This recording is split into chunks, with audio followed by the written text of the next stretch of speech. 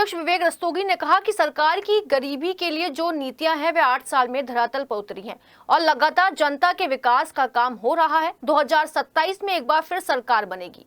सुशासन के 8 साल और सुशासन के 8 सालों में मेरठ का योगदान बिल्कुल अलग है, क्योंकि मेरठ में डबल इंजन सरकार नहीं चल रही, ट्रिपल इंजन सरकार चल रही है। यहाँ के प्रथम नागरिक मेरठ के और सांसद और फिर राज्यसभा सांसद और राज्य मंत्री के अलावा विधायक मेरठ ने खूब झोली भर भर के बीजेपी को दिया है। इन 8 सालों में बीजेपी ने मेरठ को क्या दिया है?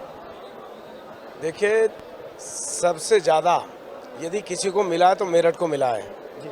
देश की पहली रैपिड ट्रेन यदि कहीं आई है तो वो मेरठ को मिली है। पहले कांग्रेस के समय में जब मेरठ दिल्ली एक्सप्रेसवे की बात होती थी, उसके अलाइनमेंट चेंज होते थे और लोग ज़मीनें खरीदते थे, अधिकारियों की मिलीभगत होती थी। उसको देने का काम भी बीजेपी की सरकार ने किया है। मेरठ में जो आने वाले काम हैं, जैसे अब रिंग रोड की डिमांड हो रही है, आपको धरातल पे उतरता दिख रहा है। इनर रिंग रोड का काम शुरू हो गया, तो उसमें सरकार ने 60 करोड़ रुपए भी अब मुक्त किए हैं। वन डिस्ट्रिक्ट वन प्रोडक्ट के अंतर्गत खेल नगरी बनी है। खेल विश्वविद्यालय देने का काम बीजेपी की सरकार ने किया है। खिलाड़ियों के लिए स्टेडियम में एस्ट्रोटर्फ बिछाने का काम हमारी सरकार ने किया है। मतलब यदि हम कहें, गिनती गिनाना शुरू करें तो ऐसी अनेक योजनाएं हैं जो हमारी सरकार द्वारा संचालित हैं और उनका जीवंत जो उदाहरण है, आज आपने यहाँ मंच से देखा होगा, जो लाभार्थियों को कितने प्रकार की योजनाओं से लाभान्वित किया गया है। माननीय मुख्यमंत्री जी, माननीय प्रधानमंत्री जी, दूरदर्शी नेतृत्व है हमारा। सबका साथ सबका विकास, जो उन्होंने कहा है उसको वो कर रहे हैं। कथनी और करनी में कोई अंतर नहीं है।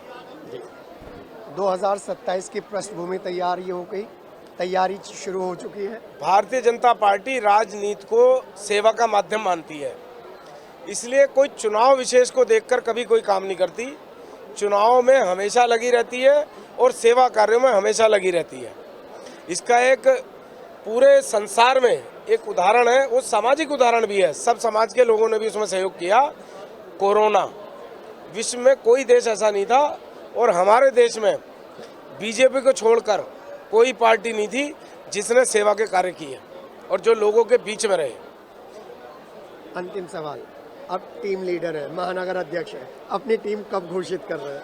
देखिए, हमारे यहाँ जो व्यवस्था होती है, जिस प्रकार से ऊपर से हमें बताया जाता है, उस प्रकार से हम कार्य करते हैं। तो मुझे लगता है कि अभी माननीय प्रदेश अध्यक्ष का जब निर्वाचन हो जाएगा, उसके पश्चात जैसा आदेश पार्टी के द्वारा होगा उसका हम पालन करेंगे। जी, बिल्कुल साफ गोई है, साफ तरीके से हर सवाल का जवाब है और ये बताने की कोशिश की है कि बीजेपी एक ऐसी पार्टी है जो राष्ट्रीय स्तर पर सेवा भाव लेकर चलती है।